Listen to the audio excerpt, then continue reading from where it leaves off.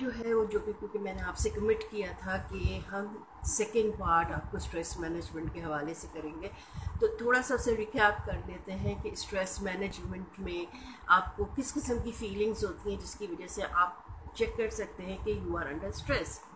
एक तो आप फील कर सकते हैं टेंस्ड, यानी कि इन शोल्डर्स में या नेक आपका टेंस्ड होने लगे, आपको हेडेक फील हो रहा हो अननेसेसरी, एक होता है ना किसी रीज़न की वजह से, no without any reason you are having heavy headedness, difficulty in breathing और डिफ़िकल्टी इन स्लीपिंग, या आप बहुत ज़्यादा सो रहे हैं या आपकी नींद ख़त्म हो गई है, शॉर्ट टेम्पर्ड हो गए, बिना वजह चिड़चिड़े हो गए यू, और या जैसे मैंने कहा था, या आप सो रहे हैं आपको उठने को दिल ही नहीं कर रहा।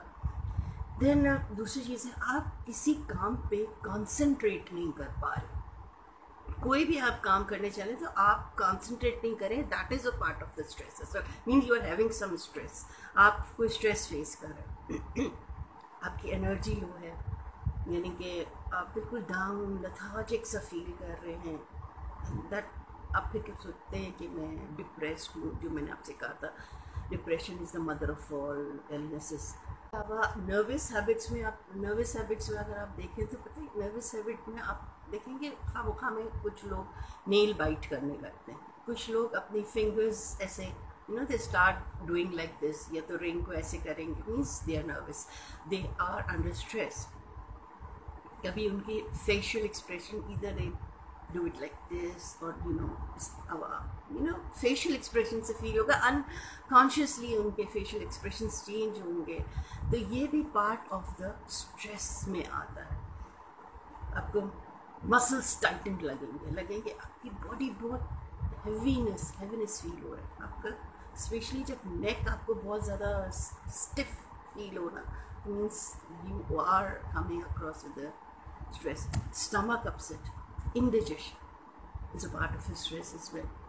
Then आपको वैसे खुदा न खास्ता कोई हार्ट की प्रॉब्लम नहीं, मगर आपको लगेगा आपका दिल बहुत हैवी हो रहा है, वेरी आपको एक टाइटनेस लगेगी अपने चेस्ट पर, बारी पर, ये सब सिम्टम्स हैं आपके स्ट्रेस होने के। सम टाइम क्या होता है कि या तो आपको भूख बहुत ज़्यादा लगने लगती है या आपकी भूख कम हो जाती है, ये दोनों रीजंस भी हो सकते हैं कि you are facing any of the stress. वो मैं आपको कुछ अभी बताती हूँ आगे चल के किस किस किस्म के स्ट्रेसेस हो सकते हैं आपको। कभी आपको यही नहीं याद रहता मैंने खाना खाया, या खाना खाने के बाद मज़ीद आपको भूख लग रही होती है, अगेन आप you say okay I am feeling hungry still, means that is these are the recap of the symptoms of the stress. अच्छा, अब मैं आपको स्ट्रेसेस की कुछ चीज़ें बताती हूँ कि स्ट्रेसेस किस किस तरह से किस किस किस्म के स्ट्रेसेस हो सकते हैं। देखिए, स्ट्रेसेस फिजिकल भी हो सकते हैं, मेंटल भी हो सकते हैं, इलनेसेस मेंटल इलनेस की वजह से भी हो सकते हैं, फिजिकल इलनेस की। इसके अलावा रिलेशनशिप में भी आपके स्ट्रेसेस होते हैं। रिलेशनशिप एक नहीं है, मैरिटल स्टेटस है, मैरिटल रिलेशनशिप है, सिबलिंग्स का रिलेशनशिप है, पेरेंट्स एंड चाइल्ड का रिलेशनशिप है, आपकी क्लासमेट्स, आपके टीचर, आपके बॉसेस, आपके सबऑर्डिनेट के, इनके रिलेशनशिप्स है, या आप किसी ट्रॉमा से गुजरे हुए हैं। तो इस किस्म के मुख्तलिफ स्ट्रेसेस जो होते हैं, जो वो आपको क्या करते हैं, इन्हांस करते हैं आपकी, अगर प्रॉपर ये चीज़ें ना चल रही हो। Then if you are married and if you are not married, तो सिंगल होने का भी स्ट्रेस हो सकता है। देन ऑब्वियसली कोई ट्रॉमा आ जाए, फैमिली में किसी की डेथ हो जाए, या कोई बहुत ज़्यादा इलनेस हो जाए किसी की फैमिली में, that is again cause your stress. Then आप लोगों के एटीट्यूड्स में आप चेंजेस देखते हैं लव वंस के, तो उसकी वजह से भी आपको स्ट्रेस फील होता है। सो ये काफ़ी सारी चीज़ें हैं जिसकी वजह से आपको स्ट्रेस हो सकता है। अब जो मैं आ रही हूँ पार्ट पे, कि how to manage stress, how to manage your stress, इसके कुछ स्टेप्स ले लें। नंबर 1, देखें, कभी कभी आपको खुद फील नहीं होता कि you are under stress, and that is why आपकी जो एक्शन एंड रिएक्शन है वो उसकी रीज़न है। तो find a support system. Support system क्या है?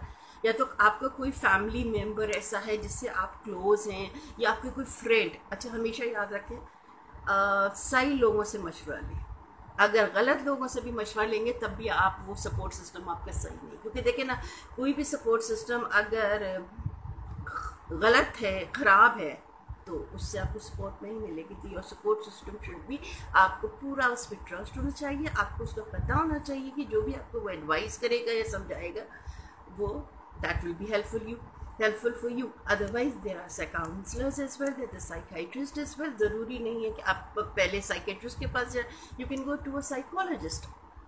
So support system number 1. Number 2, you have to change your attitude. जैसे मैंने पिछले उसमें भी कहा था, change your negative attitude to the positive attitude. आप बहुत सी चीज़ों को, लाइफ को ऐसे देख रहे होते हैं कि मैं ही सब कुछ मेरे साथ ही हो रहा है, जो भी बुरा है वो मेरे साथ ही हो रहा है, या सब लोग बुरे हैं और मैं सबसे अच्छा हूँ और सब लोग मेरे साथ ही ज्यादती कर रहे हैं। No, analyse yourself, maybe there something wrong. अगर सब बुरे हैं आपके साथ, means there something wrong with you as well. अकेले में बैठ के, क्योंकि you have to come out of the problem, ठीक है, सॉल्यूशन लेना है आपने। नेक्स्ट आप आ जाइए रियलिस्टिक। आप जो है ना सच्चाई से अगर मुंह फेरेंगे, जैसे इसीलिए मैंने कहा कि आप जो है रियलिस्टिक हो जाएंगे ना, सोचेंगे दूसरे लोग गलत है और मैं ही सही हूँ। इसका मतलब है आप फैंटेसी में रह रहे हैं। रियलिस्टिक होकर सोचेंगे, आप दोनों तरफ सोचें। अगर सपोज एक घर में 10 लोग हैं, 10 में से 9 लोग आपके 9 की 9 खराब है, 9 की 9 आपके साथ गलत बात करते हैं, that means is something wrong with you as well. So analyse yourself.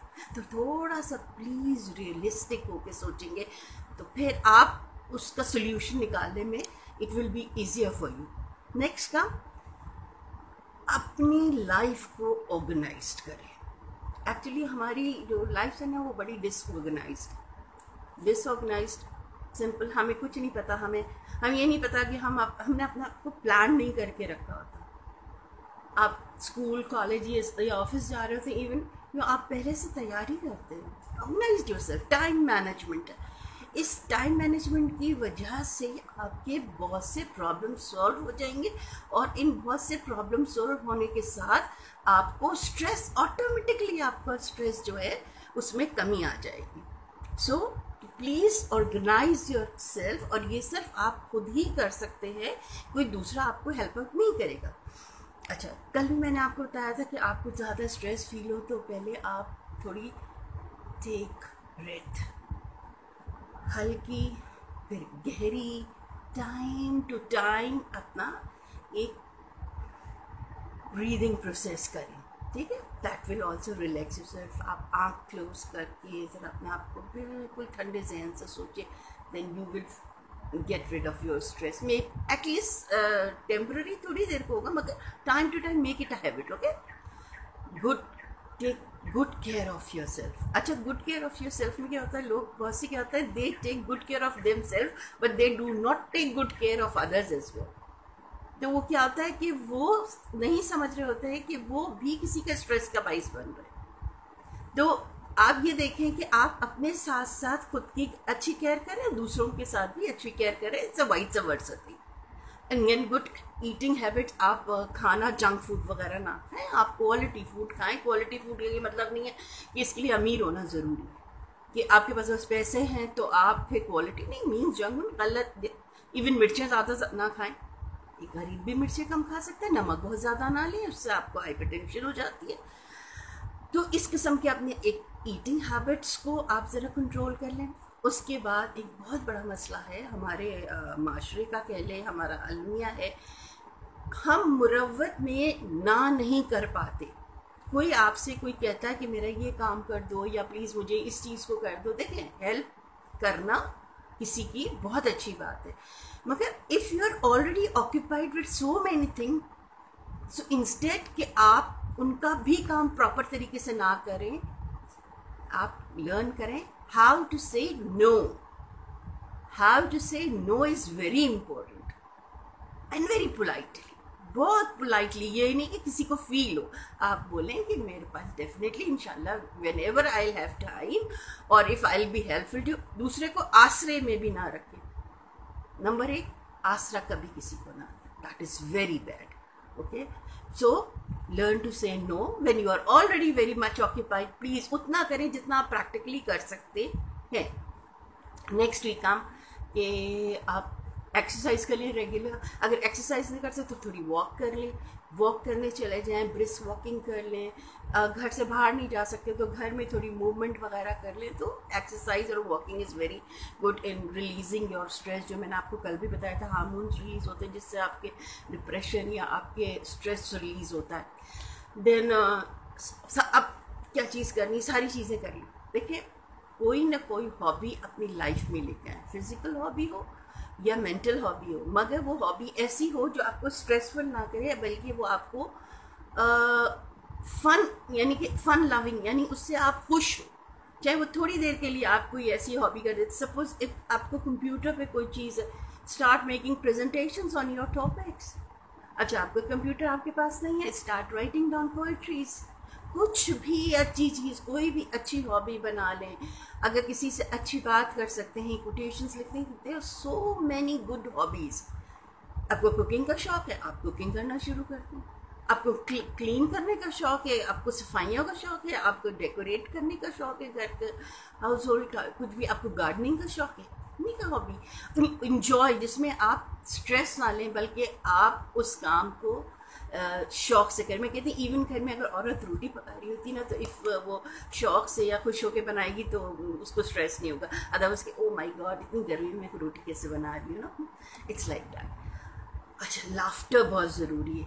आप देखें, एक होता है लाफ्टर थेरेपी, उसमें खामोखा में सबको कहते हैं जस्ट स्टार्ट लाफ, जितना ज़बरदस्त आपको लाफ्टर देना।